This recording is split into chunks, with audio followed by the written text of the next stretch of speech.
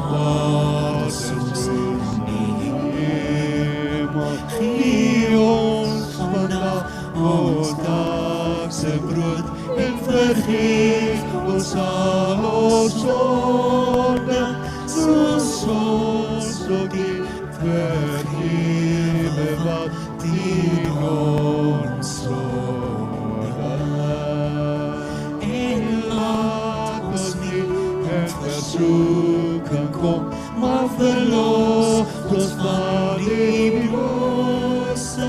Aan U behoort die koninkryk, die krag en heerlikheid. Ons Vader, wat woon in die hemel, laat U naam geheilig word. Die koninkryk het die volk geskiep op aarde soos in die hemel. Gee ons vandag ons daagse brood en vergeef ons al ons sonde, soos ons ook vergewe wat teen ons sonde. En laat ons nie in versoeking kom, maar verlos ons van die bose.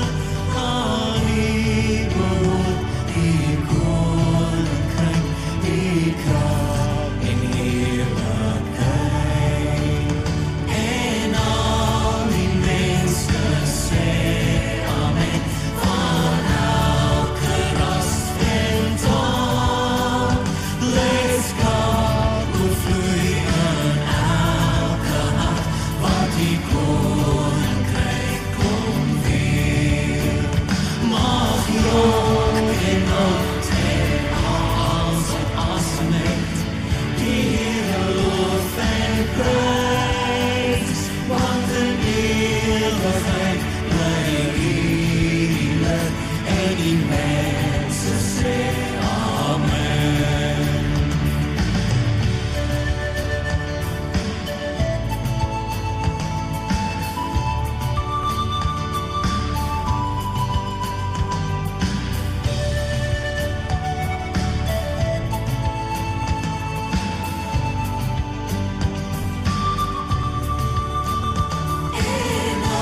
Al die mense sê amen, van elke ras en taal. Blydskap oorvloei in elke hart, want die koninkryk kom weer. Mag jong en oud en als wat asem het, die Here loof en prys, want in ewigheid bly heilig, en die mense sê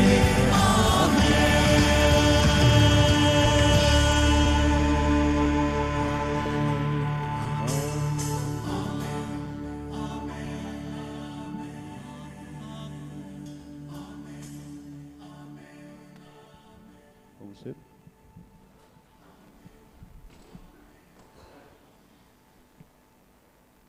Goeiemôre geliefdes. En welkom by vandag se erediens. Mag dit werklik vir ons 'n wonderlike ervaring wees.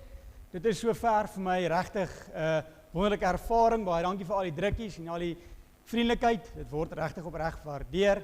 En mag ons vandag die Here ons God eer. Dis 'n erediens. So mag ons die Here eer vandag. Maar voor ons dit doen, kom ons word stil voor die Here die Almagtige. Waar ons dan daarna sittend ons introïtieslied gaan saam sing.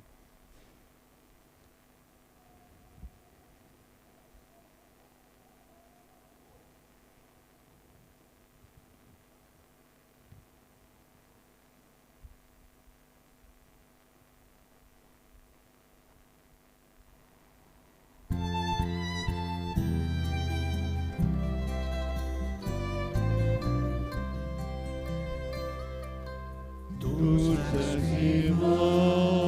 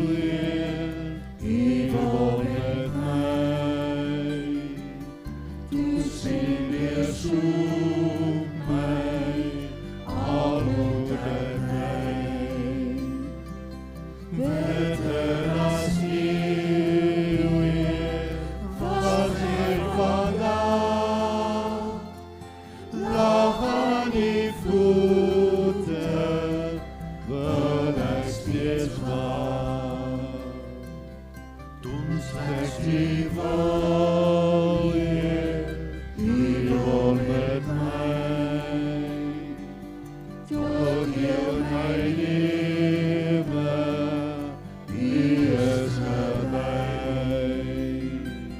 Maar van mijn hart, hij laat die droom, totdat weer Christus en hij ziet woon.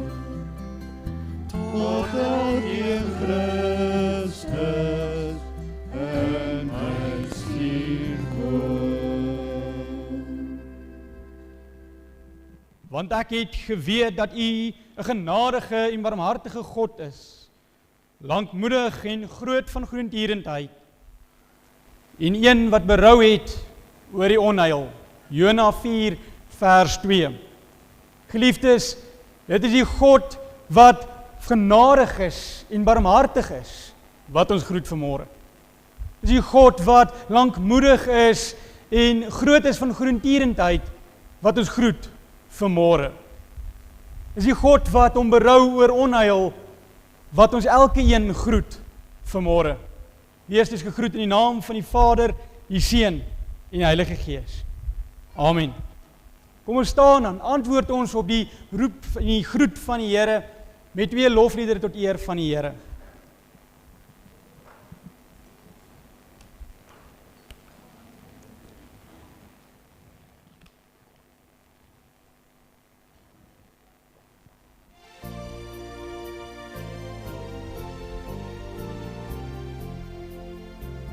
Goede God, al die Heer, heerlijk is voor ieder keer. Immers is die majesteit, heilig is gerechtigheid, iemand alles voor erom. Is eeuwig ingetrouwd.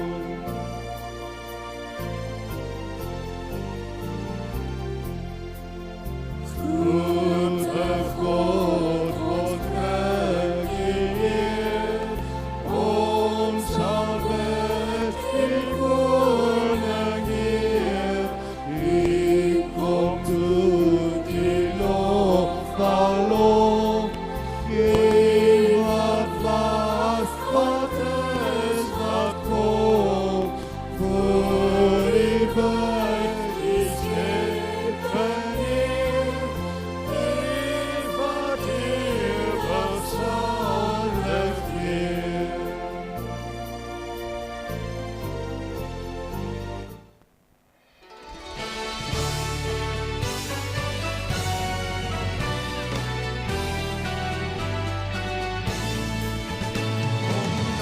Nou allemaal goed, leg hart en mond en handen, loof om wat wonders doen, tot in die verste landen, van vroeg van kindsbeen af, het hy ons trouw bewaar, en tot vandag toe nog, gesien en gespaar.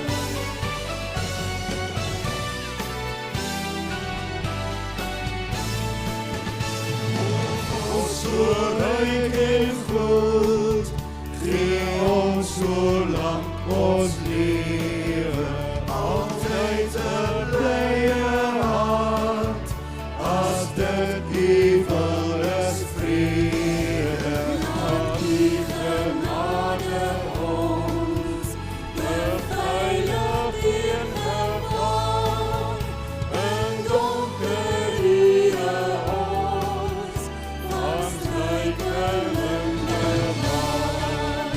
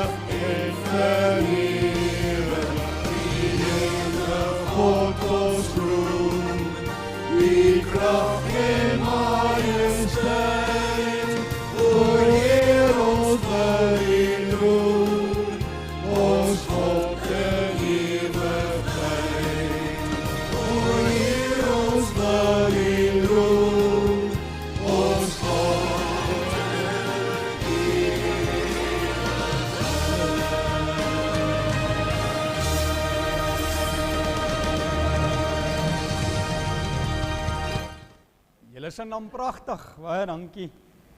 Vir ons wet, vanmôre wil ek vir ons lees uit Hebreërs 3 vers 7 en 8. Daar staan geskrywe, daarom soos die Heilige Gees spreek, vandag as julle sy stem hoor, verhard julle harte nie, soos in die verbittering, soos in die versoeking in die dag van die woestyn nie. Geliefdes, ons moenie ons harte verhard nie. Nou, ongelukkig gebeur dit so dat ons baie kere wel ons harte verhard. So daar gaan nou 'n geleentheid wees van 'n stil gebed as 'n skuldbelydenis, waar ons in die Here bely, aan 'n oomblik waar ons terugdink waar ons wel ons harte verhard het. En daarna sal ek ook vir ons 'n gebed doen.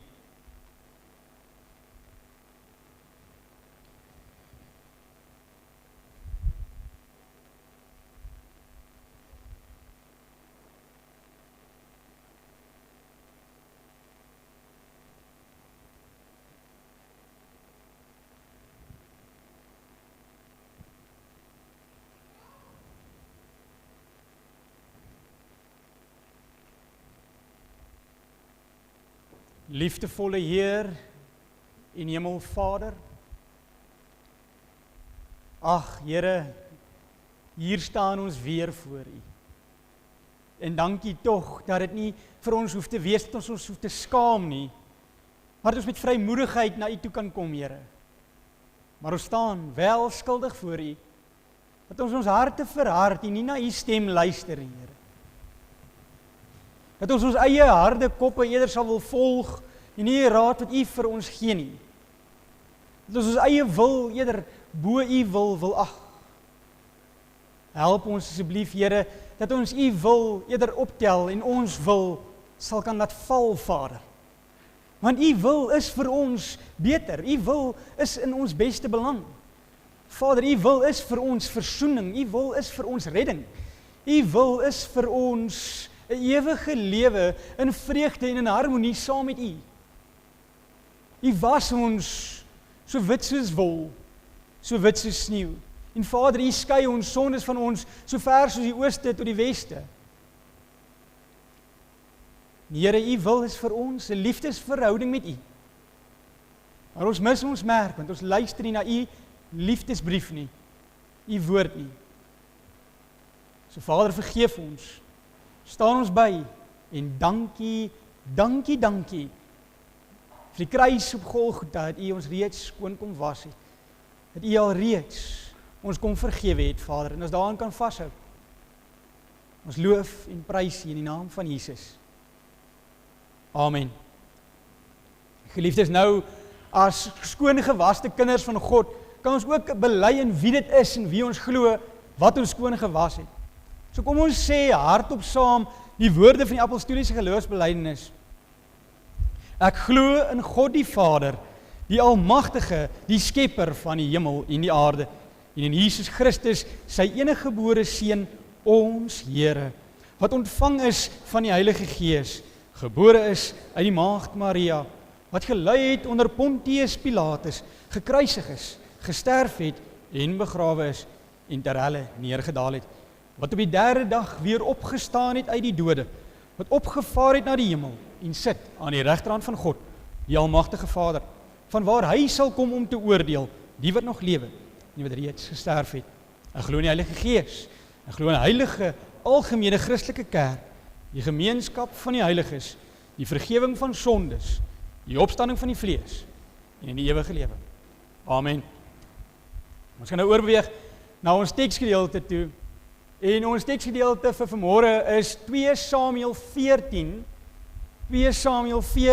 vers 14 en 32. Ek is nie seker of dit ook op die bord gaan wees nie, maar dit is 2 Samuel 14, vers 14 en 32, net die 2 versies. Maar ons gaan oor 'n groter prentjie gesels, oor wat alles hier aan die broei is en aan die gebeur is. Jy hoef nie daaroor te bekommer nie.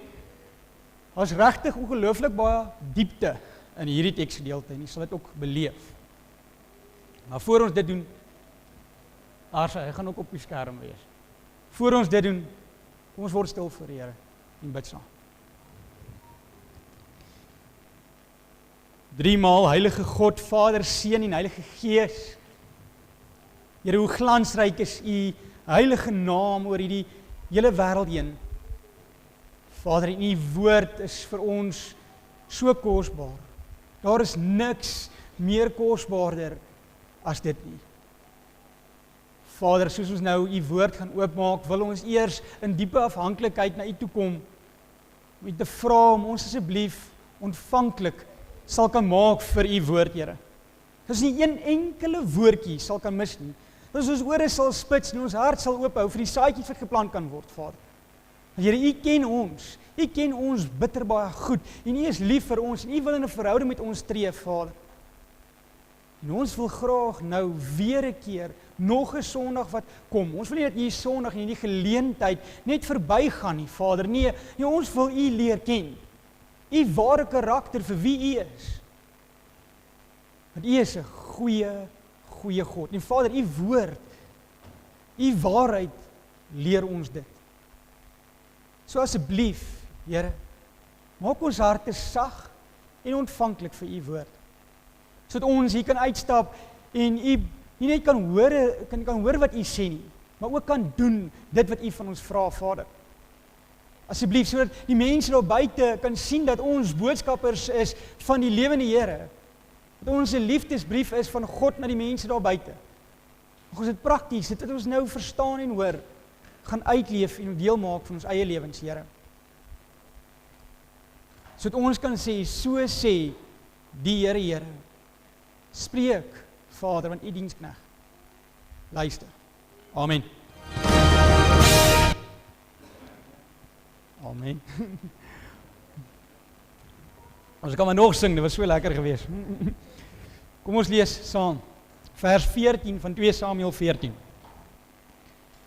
Want ons moet eenmaal sterwe en soos water wees wat uitgegooi word op die grond, wat 'n mens nie weer kan versamel nie. En God neem die lewe nie weg nie, maar hy koester 'n gedagte om 'n verstotene nie van hom af te stoot nie. Pragtig. Vers 32. En Absalom sê vir Joab, kyk, ek het na jou gestuur om te sê, kom hierheen, dat ek jou na die koning kan stuur om te vra, waarom het ek van Gesser af gekom? Dit was vir my beter dat ek nog daar was. Ek wil dan nou die aangesig van die koning sien. En as daar dan skuld in my is, laat hy my dan doodmaak. Ons lees net tot sover. Julle eendag lank gelede. As mens dit sien, dan trek mens sommer dadelik almal se aandag. In 2 Samuel vers 1 begin met toe. En dit het dieselfde effek op ons. Ons is nuuskierige wesens. Ons wil weet. En daai toe het dieselfde effek as eendag lank gelede. Want ons wil weet, wat gebeur nou verder? Wat het toe gebeur? En hierdie toe in hierdie teksgedeelte beklemtoon aan ons dat daar was iets wat al gebeur het en daar is dinge wat nog gaan gebeur. Daar's dinge wat nou besig is om te ontblom. Daar's dinge wat gebeur tans. En dit is hierdie opeenvolging van gebeure. Nou wie hier hou van om seepies te kyk? Ek seker hier's 'n paar wat daarvan hou om die seepies te kyk op die TV. Nou wat hier gebeur in 2 Samuel 14 en in 13 en 14 en 15, hierdie gebeure wat hier afspeel, is verskriklik dramaties. Julle verstaan nie.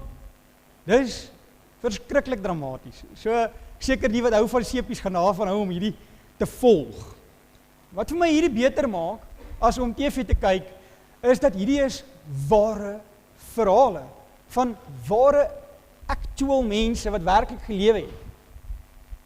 En ons kan lesse leer uit hulle foute uit en dinge toepas in ons lewens, wat ons lewens verryk. Dit is spesiaal. Want hier is foute gemaak in hierdie teksgedeelte. Baie foute gemaak. Moet my nie verkeerd verstaan nie. Ons gaan baie hoor oor baie lelike dinge wat ons hare sal laat regop staan. So ons bevind ons hier in 2 Samuel in wat in die teologie bekend staan as Bybelse narratiewe. So ons volg hierdie teksgedeelte en jy sal dit ook nou sien, baie makliker as daai Bybelse doktrines en wette. Dit is 'n storie, want hier kry ons te doen met mense, met foute, met gebeure, met name, met drama, met al hierdie dinge. So let bietjie op. Soos ek nou gaan vertel oor wat hier afspeel. Tel bietjie op die foute. Ek gaan bietjie na die tyd vra, wat se foute kon julle alles opgetel het? Bietjie kyk dat julle oplet. So let bietjie op. Leef julle in die verhaal in die storie in. Het gaan lekker wees. So ja. Nietemin. Kom ons sien wat gebeur in die huis van Dawid. Koning Dawid. Die koning Dawid wat deur die profeet Samuel gesalf was om die koning van Israel te wees. Die Dawid wat vir Goliat met 'n slingervel oorwin het. Kom ons kyk wat speel af in sy huis. Die Dawid se huis. Dawid was 'n goeie koning. Niemand kan daarmee stry nie, né? Dawid was 'n goeie koning. Hier is iets van Dawid. Hy was nie 'n goeie pa nie. Wil nie dit hoor nie. Hy het niks dissipline geleer aan sy kinders nie. Hy het hulle net gelos, dat hulle doen wat hulle doen. Hulle het geen maniere gehad nie, geen waardes en morele gehad nie. En hoor wat doen Dawid se seun Amnon. Amnon eerstens lieg vir sy pa Dawid en hy maak asof hy siek is. So dis al klaar, hy lieg vir sy pa en hy vra vir sy pa Dawid dat hy asseblief sy halfsuster Tamar moet stuur om hom te moet versorg en vir hom 'n broodjie te moet bak. So Amnon lieg vir sy pa en hy het nou hierdie plan wat hy beraam en hy doen nou en hy voer nou hierdie plan uit. En toe, almal sê gou vinnig toe verkrag hy haar. Amnon het vir Tamar verkrag. Sommer net so. Tamar was 'n maagd gewees. En sy het gesoebat en gesmeek, Amnon, nee asseblief, ek wil my maagdheid behou. En hy het net aangegaan. Sy het in sak en as gaan rou oor wat Amnon gedoen het. Dit is omtrent drama. Nie gedink ons gaan vanmôre daaroor gesels nie. Amnon het soveel kere geleenthede gehad om beter te kon kies. Maar hy het gekies. Amnon het gekies. En Dawid het niks daaraan gedoen nie. Dawid het ook gekies. En hy het net bloot gekies om vir Amnon nie maniere te leer nie. Hy kon hom maniere geleer het, maar hy het hom gelos. Toe, en daar is nou nog 'n toe, en julle sal nie glo wat het nou gebeur nog. Toe het 'n ander boetie dinge in sy eie hande geneem en iets gedoen aan dat daar reg moet geskied teen sy suster. En dit kon ook gewees het dat Absalom kwaad was dat sy pa koning Dawid niks gedoen het om reg te laat geskied nie, maar Absalom vermoor toe sy broer Amnon. Oordat hy sy suster Tamar verkrag het. Sjoe, julle, hier's al 'n moord. Moet die dinge nie eers opbou tot 'n klimaks toe nie. Dit goed eskaleer nou vinnig hierso. Hier's al 'n moord. Moet ek dit stop hierso nie. Daar gebeur nog dinge. Kom ons recap gou. Ons het nou al te doen gehad met Dawid, die slegte pa, met Amnon, die verkragter, met Tamar, die onskuldige suster wat rou, en met Absalom, die moordenaar. Almal in een gesin. Sjoe, interessante karakters hierdie. Hulle volg nog, né? Dat ek 'n kopskud kry hier of daar, as hy. So Dawid, die slegte pa se seun Amnon, verkrag sy suster, Dawid se dogter Tamar, en Absalom, die ander boetie, verloor sy nie meer, en hy vermoor toe vir Amnon. En Dawid het niks aan Absalom gedoen nie. Hy het hom nie vasgevat oor dat hy moord gepleeg het nie. Hy het hom net bloot gelos. Soveel so dat Absalom so arrogant was, om in vers 32 wat ons gelees het, te gesê dat as daar dan enige skuld in my is, dan moet hy my maar sommer doodmaak.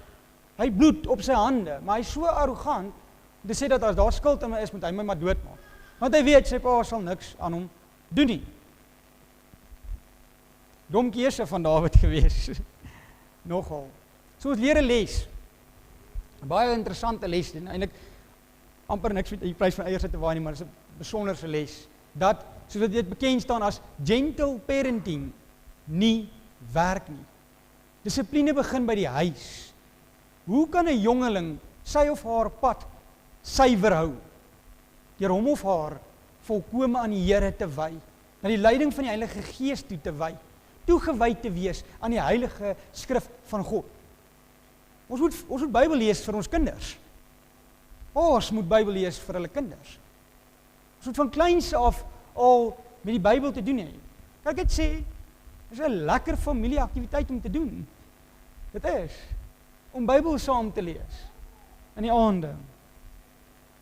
Okay. Kom ons gesels verder oor die verhaal, oor die geskiedenis wat nou hier afspeel. Ons kry nou te doen met 'n ander karakter met die naam van Joab. Joab was die tweede in bevel gewees van die koninkryk, en hy was hierdie bekende, beroemde ou gewees, maar hy is nie 'n goeie mens gewees nie, julle. Hierdie Joab wou net sy opinie en sy wil en sy stempel altyd oral op almal afdoen. Ons kry ons van hulle te doen, nee. Ons kry daai kalante. En Joab het verkeerd gekies. Joab het gekies dat hy vir Dawid, sy koning, sy baas, gaan verlei en voor gaan lieg. En hy beraam toe hierdie plan dat hy 'n vrou van Tekoa gaan kry om hierdie speletjie van hom te speel. Want hy wou graag dat Dawid moet genadig wees aan sy seun Absalom. Hy wou gehad het dat Dawid sy seun Absalom moet terugbring huis toe. Okay, want wat gebeur het is, voor ek julle nou verloor, Absalom, nadat hy die moord gepleeg het van sy broer Amnon, het gevlug na Geser toe. En nou wil Joab hê dat Absalom moet terugkom. So hierdie vrou van Tekoa, nog 'n ander karakter wat ons mee te doen kry, 'n individu, 'n persoon, is soos die hedendaagse Charlize Theron. Kyk, sy kon act, papie. Sy kon 'n liegstorie gou-gou opmaak en gemaklik uitvoer, sonder 'n gewete. Sy sal kan lieg dat daai toetsers reguit 'n streepietjie los. Skoon gewete. Die rede hoekom Joab hierdie ding gehad het, is want hy het geredeneer. Nou, een ding van Joab is, hy was nie 'n dom persoon gewees nie. Ons sê mos gee krediet waar kredietwaardig moet wees. Hy het geredeneer, dat as daar iemand is, wat hierdie troon van Dawid moet oorvat, gaan dit nou Absalom wees. So hy wil, as hy sy posisie as tweede in bevel van die koninkryk moet behou, moet hy in die goeie boekies wees van die toekomstige koning. So as die huidige koning gaan genade toon aan die toekomstige koning as gevolg van sy werke, dan gaan die toekomstige koning mos van hom hou. Slim, né? Hy het geen integriteit in opsigte van die karakter en die integriteit van die koninkryk self nie. Hy wil net bereik wat hy wil. Ongelooflik. Kan dit nie dink nie. Slegte keuse van Joab gewees. En hierdie vrou van Tekoa het ook, worry ook nie oor die nagevolge van haar leuns nie, want Joab het haar hoogstwaarskynlik betaal gewees om dit te doen. Soos treer vrouens. So hierdie vrou van Tekoa het Dawid se verhaal van dat sy ander seun vermoor het, gevat en gemaak of dit haar eie is, rouklere aangetrek en gaan pleit by koning Dawid om genade en hulp vir haar seun wat nog leef, sodat Dawid kan genade toon aan sy seun, want hy moet mos nou genade toon aan hierdie vrou se seun. Interessant, baie ingewikkelde goeters. Maar sy lieg toe en sy maak toe asof hierdie verhaal haar verhaal is, sodat Dawid vir Absalom kan laat terugkom. Swak keuse van haar gewees. Sy word net betaal. Asseblief spits die ore. En ek gaan eers 'n slukkie water vat. Ek hou van my water. Wat ek nou gaan sê is taamlik belangrik. Die koneksie. Jy het nou al die foute so 'n lysie van gemaak, né? Nee. Die koneksie tussen hierdie swak keuses is dat elkeen van hulle selfsugtig was. Selfsug is die bron van swak keuses. Ek gaan weer sê, selfsug is die bron van swak keuses. Elke karakter hier het net sy of haar eie belang op die brein gehad. Dawid wou gehad het dat sy kinders van hom moet hou, so hy het hulle net gelos. Swak, selfsugtige keuse, wat van hulle karakter wat moet vorm, wat van hulle maniere en waardes wat moet groei, wat van hulle toekoms, wat van hulle keuses wat hulle self gaan moet maak in die toekoms. Swak, selfsugtige keuse van Dawid. Amnon wou net seksueel lekker gekry het met sy mooi halwe sussie waarvan hy gehou het. Verskriklike selfsugtige keuse. Wat van haar menswaardigheid? Wat van haar karakter? Wat van haar gevoelens? Absalom wou net gesien geword het as die hero, die held, wat opgekom het vir sy suster en wraak geneem het vir sy suster. So hy wil net beroemd wees en bekend wees as die Absalom, die goeie ou wat vir sy suster opkom. Maar wat van die lewe van sy broer? Swak, selfsugtige keuse. Joab wou net sy posisie behou het as tweede in bevel van die koninkryk. Gelieg en bedrieg en verlei om sy posisie te kan hou. Geen benul oor die integriteit en die karakter van die koninkryk. Glad nie. Die vrou van Tekoa, sy het net geworry, sy het 'n dollar signs op haar oë gehad. Sy was net betaal gewees deur Joab, so sy het nie geworry oor om te lieg of om fake te wees nie. So 'n besonderse les wat ons vanmôre kan leer. Geliefdes, is dat ons keuses moet opweeg. Wat is die nagevolge van ons keuses vir die om ons? Ons moet onsself daardie vraag vra. 2 elemente. Nou gaan julle vra daar buite wat hulle moet eet. Waar daai 2 elemente is. 2 elemente. Selfsugtigheid, die eie ek, teenoor selfloosheid en liefde. Die eie ek, selfsugtigheid, teenoor selfloosheid en liefde. En iets gebeur om van hier af te kom na hier toe. Maar ek gaan nou vooruit. Ons sal nooit nie, ooit nie in ons lewens vrede sal kan hê as ons net ons eie belang op ons hart dra. Nooit. Dit is nie hoe dit werk nie. 'n Wedergeboorte is ietsie kosbaar. En wat het hierdie keuses en hierdie verhaal van Dawid se gesin wat uitmekaar uitval, enigstens iets te doen met 'n wedergeboorte? En ek was gevra gewees om vanmôre te kom gesels oor wedergeboorte. Dit gaan oor dat die lewe gaan oor keuses. Ek het altyd gesê keuses. As ons nie soos vers 14 sê, eers eenmaal gesterf het en soos water op die grond uitgegooi het nie, dan kan ons nie weer gebore word nie. Vers 14 was eintlik vir die negatief bedoel geweest. Dit was daai wat Joab nou gebruik het om vir Dawid te verlei. Joab het dit vir die negatief gebruik. Maar God het dit gebruik vir die mooi. En ons leer van God se karakter hier binne. Want geliefdes, God wil nie die lewe wegneem nie. Hy skenk lewe. Jonges daarbo, God is nie 'n party pooper nie. Okay? Hy wil nie die van uit die lewe uit verwyder nie. Hy gee lewe en hy gee dit in oorvloed. Johannes 10 vers 10. So ons moet aan onsself sterf. Nie selfmoord nie.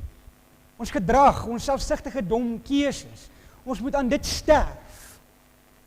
Tot so 'n mate toe dat God ons weer kan laat lewe. Okay. Nog 'n slukkie water. Dit is goed so dat ek so nou en dan net 'n slukkie water vat, want hulle sê 'n persoon se aandagspan is so 5 minute, 10 minute. So elke 10 minute moet iets gebeur om gou net die aandag weer te kry. Want hoor jy die spesiale sinnetjie?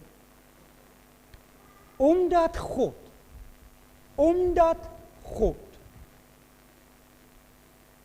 ons gered het en 'n wedergeboorte geskenk het, kan ons ophou om te sondig. Dis enetjie wat jy moet neerskryf, skat. Jy neem lekker notas. Ek gaan hom weer sê. Dat jy hom kan mooi woord vir woord neerskryf. Okay? Omdat God ons gered het en 'n wedergeboorte geskenk het, kan ons ophou sondig. En ja, God gaan ons nie dwing. Dis waar daai keuse inkom. Bekering is 'n keuse om God te kies. Weg te draai van die selfsugtige keuses af na die nuwe lewe in Christus toe.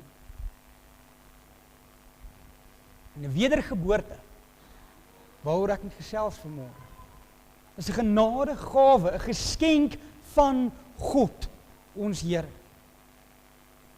Dis om 'n nuwe lewe te hê, 'n nuwe lewe geskenk te word, nuut geskep te word, 'n nuwe skepping in die Here te kan wees. Wie hierso het iets met hulle normale geboorte te doen gehad as babietjie? Niemand. Net so ook het ons niks te doen met ons wedergeboorte in die Gees met die Here nie. Dis genade alleen. Maar ons verhard ons harte vir die uitnodiging van die Here wat klop aan die deur van ons harte. Ons verhard ons harte soos ons gelees het in ons wet vanmôre. Ons luister nie na die roepstem van die herder nie. It's net the me, myself and I. Ons verhard ons harte. En hoe ons harte verhard is deur selfsugtigheid. En ek sien van die mense, verloor ek nou oom? Ons verhard ons harte deur selfsugtigheid. Ons dink ons weet beter. Niemand kan ons niks leer nie. Ek sê dit al amper oral waar ek kom. En ek kan hierdie nie genoeg sê nie. Die tema lied van hel is I did it my way. Verstaan? I did it my way. Dis 'n nice liedjie. Ou Frank Sinatra.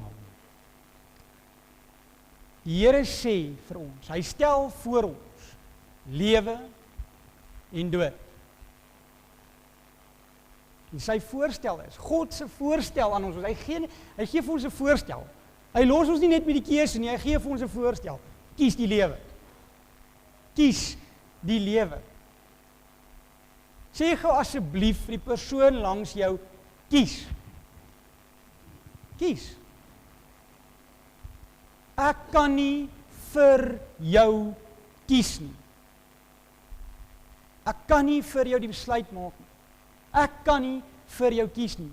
Ek kan soos daar gesê is deur Joshua, ek en my huis, ons sal die Here dien. Kies julle wie julle wil kies, maar ek kan nie vir julle kies nie en God gaan nie. Hy sal nie jou dwing nie.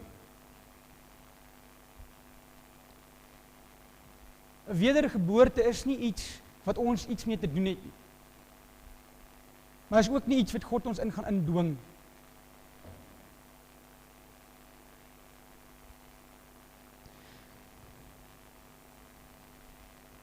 Julle is 'n vrye wil en 'n keuse. En mense sê dat ek wou lekker kry. Ek wou lekker kry. Dis woorde wat mense sê. En dan het hulle nie lekker gekry nie, dan is hulle lekker spyt. En spyt is 'n goeie ding, dit kom net te laat. Jy weet nie wat die beste vir jou is nie. Maar God doen. Hy het jou geskep. Hy weet presies wat jou behoeftes is. Hy weet presies wat die heel beste vir jou is. So wees nederig. En maak seker dat jou wil in lyn kom met sy wil. Ons leer God se wil in die Bybel. So prakties, hoe kan ons hierdie prakties doen? Iemand my sê, hoe kan ons hierdie prakties doen? Engel, kan jy onthou, ek het jou so 'n bietjie gesê. Deur Bybel te lees. Lees jou Bybel, bid elke dag, want dit gee jou krag. Hoor wat sê die Heidelbergse Katekismus, Sondag 4, en ons is nou tans ook op Sondag 4, en dit is vir my baie besonder hoe die Here elke element altyd so goed laat inpas. Want die Heidelbergse Katekismus was jare terug geskryf gewees, en wat is die kans dat ek oor wedergeboorte praat op Sondag 4, wat vandag is, en hierdie volgende vraag so mooi inpas, en mens dit pragtig kan gebruik en kan inskuif. Sondag 4, Heidelbergse Katekismus, vraag 9. Doen God die mens nie 'n onreg aan, as hy iets in sy wet van hom vereis wat hy tog nie kan doen nie? Hoor die vraag, bitter moedswillige vraag, hoor die vraag. Doen God die mens tog nie 'n onreg aan, as hy in sy wet van hom iets vereis wat hy tog nie kan doen nie? Jy sou kon gedink het, ja, die Here is onregverdig. Antwoord, uit die Bybel uit, in die Heidelbergse Katekismus, nee. Nee, want God het die mens so geskep, dat hy dit kon doen. Maar die mens het homself en sy hele nageslag, van hierdie gawes, om dit te kan doen, die beeld van God te kan wees, weggeneem. Hierdie aanhitsing van die duiwel, doen dit, en die moedswillige ongehoorsaamheid. Die aanhitsing van die duiwel kan gesien word as die leuen dat ons beter af is om te moet sondig. Dis 'n leuen, ons is nie. Die aanhitsing van die duiwel is hierdie leuen dat ons dit self kan doen, die eie ek, daai selfsugtigheid. En die moedswillige ongehoorsaamheid is niks anders as selfsugtigheid. So selfsugtigheid het ons kom beroof van die gawe om soos God te wees. En die duiwel het toch vir ons gesê, jy sal soos God wees as jy dit doen, maar ons was soos God. Vraag 10. Wil God hierdie ongehoorsaamheid en afvalligheid ongestraf laat bly? Antwoord, nee. Glad nie. Inteendeel, sy toorn is verskriklik. Sowel oor die erfsondes en die sondes wat ons huidiglik doen. Daarom vereis die geregtigheid, hy wil hierdie met 'n ewige en 'n regverdige oordeelstraf. Hy het immers geskryf en gesê, vervloek is elkeen wat nie bly by alles wat in die wet staan nie. Dissipline is belangrik, soos ons al vroeër te doen mee gehad het. Onthou julle, met die gentle parenting, dissipline is belangrik. Eerder nou toepas, as wat God die finale streep moet trek. Interessant. Vraag 11, is seker die moedswilligste vraag. Is God dan nie ook barmhartig nie? Is God dan nie 'n liefdevolle God nie? So as God so is, dan wil ek nie om te doen het nie, want julle sê ons hy is 'n liefdevolle God. Is God nie ook barmhartig nie? God is wel barmhartig, maar hy is ook geregtig, sê die antwoord.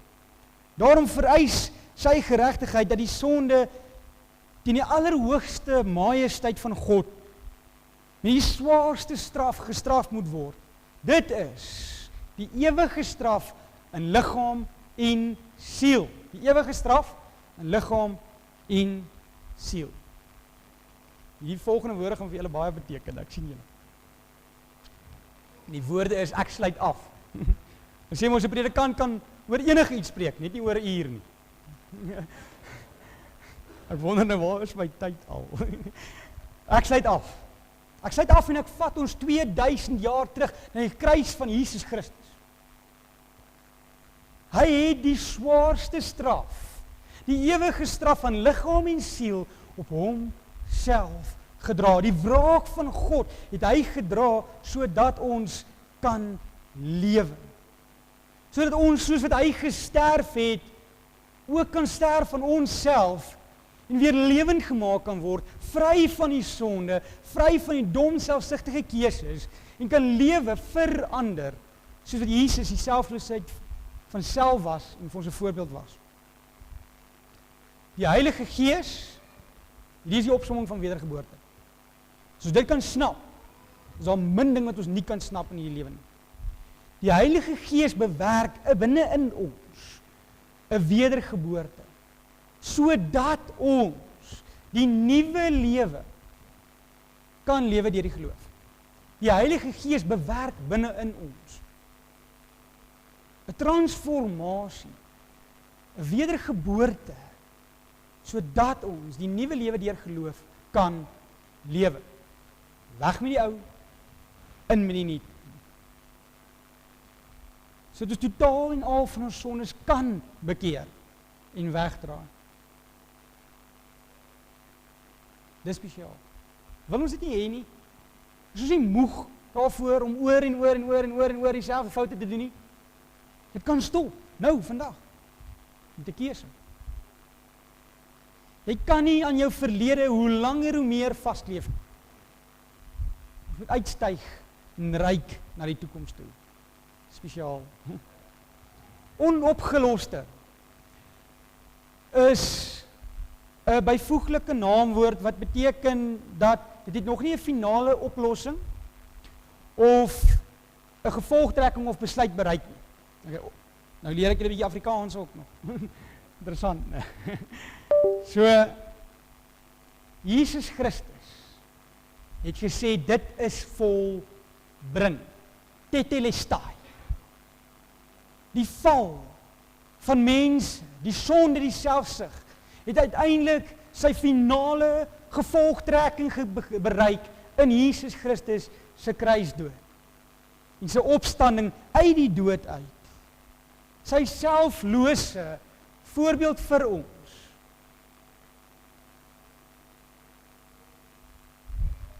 Leer ons dat ons mag lewe. Sy opoffering aan die kruis was genoeg. As God gesê het is volbring, gaan jy met hom stry. Sy opoffering aan die kruis was genoeg. Wow, julle, ons dien 'n goeie God, né? Kry ek kopskud daar van 'n.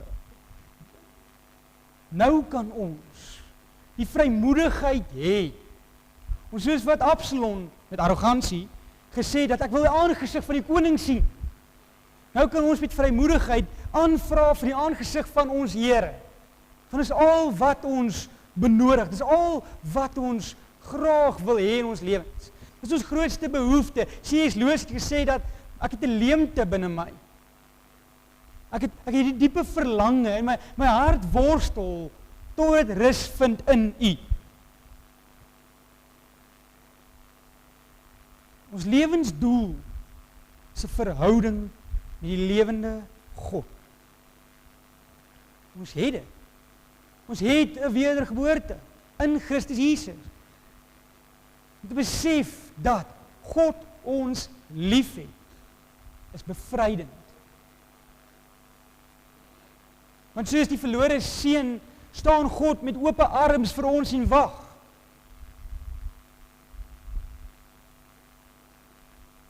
God het ons lief. Ons het genade. God kies vir elkeen van ons, vir jou, vir jou, vir jou. God kies ons. Die vraag is, kies ons hom terug? Amen.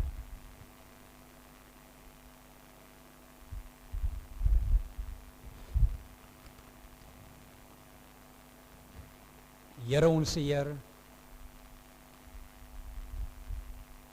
wonderbare en almagtige God, die skepper van die hemel en die aarde.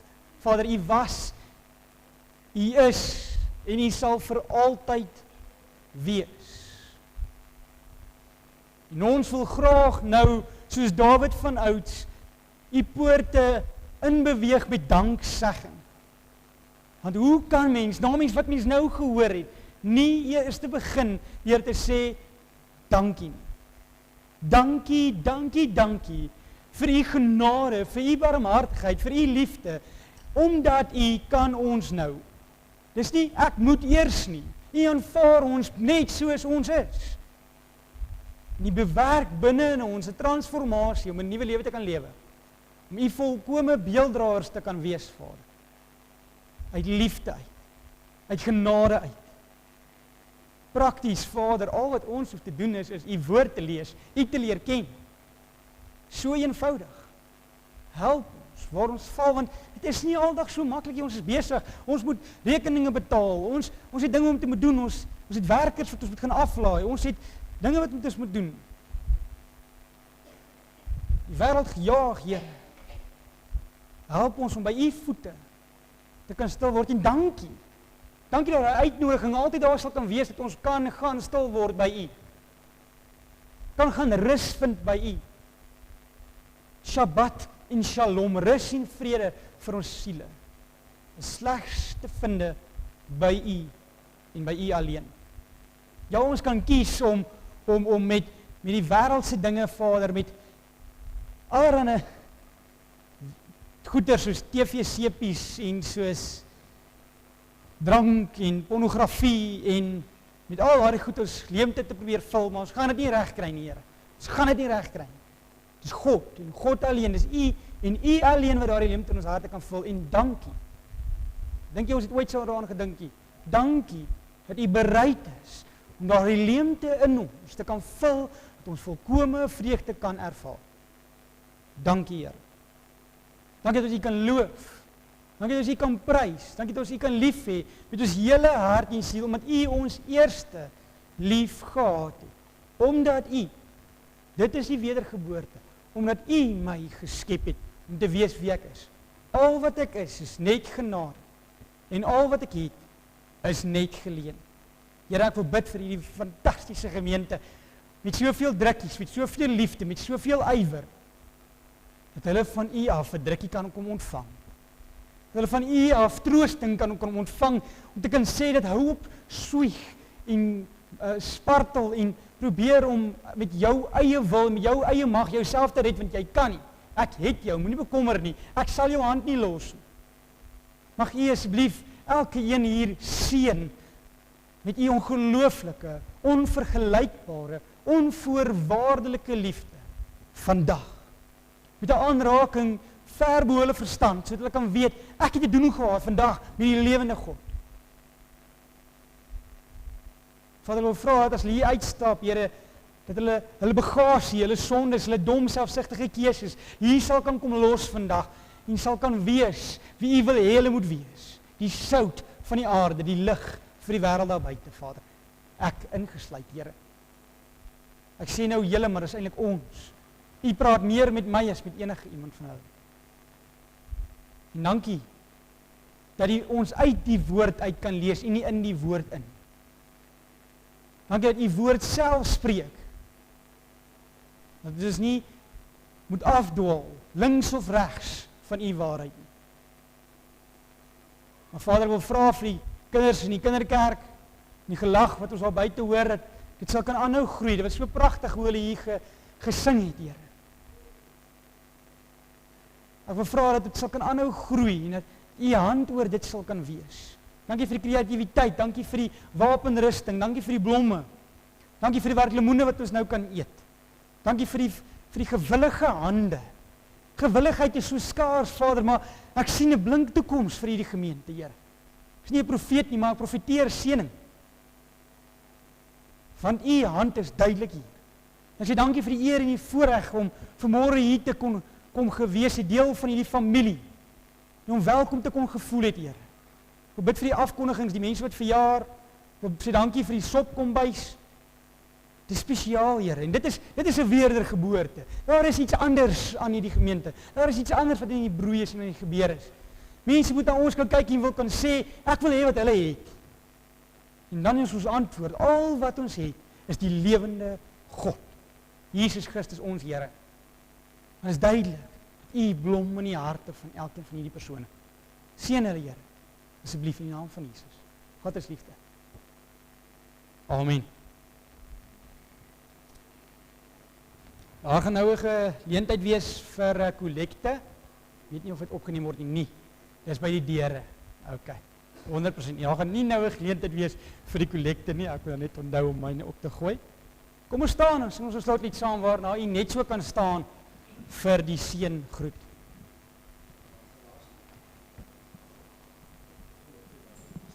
Ja, slotlied. Dis die oorwinningslied en is so van pas. Ons oorwinning bereik julle.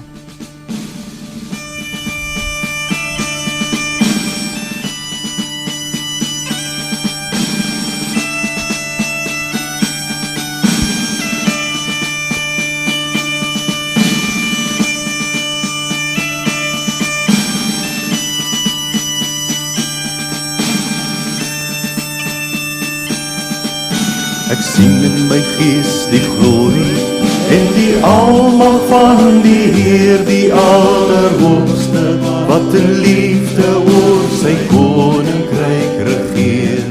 Hy het beloof aan die einde op die wolke kom my weer. Hy is koning, hy regeer.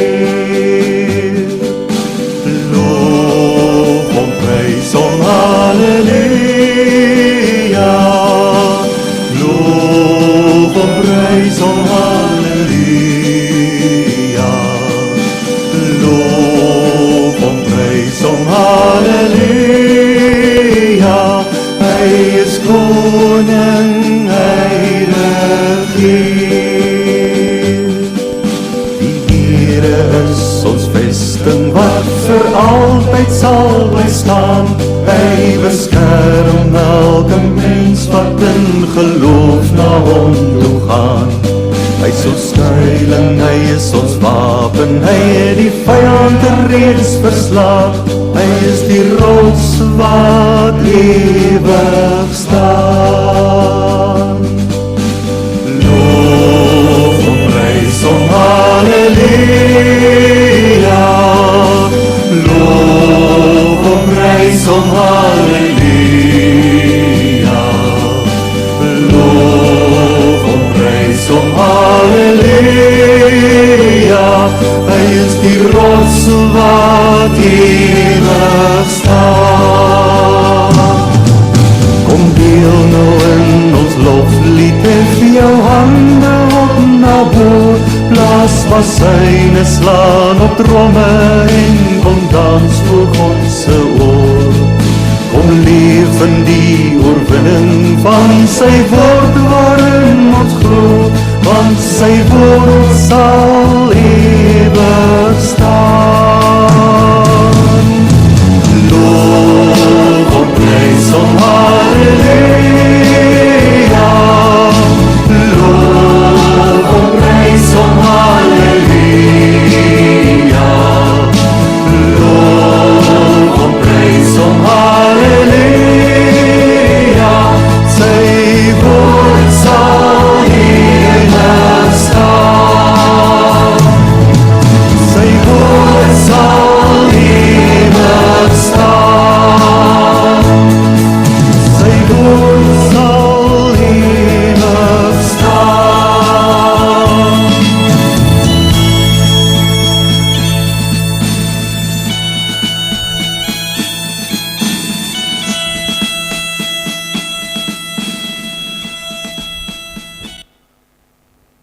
Die Here sal julle seën en sal julle beskerm. Die Here sal sy aangesig oor julle skyn en julle genade betoon. Die Here sal sy aangesig oor julle hef en vir julle vrede gee. Amen. Tot ziens julle, sien nou by die wat julle moet. Ek's net onder 'n uur, julle hoor.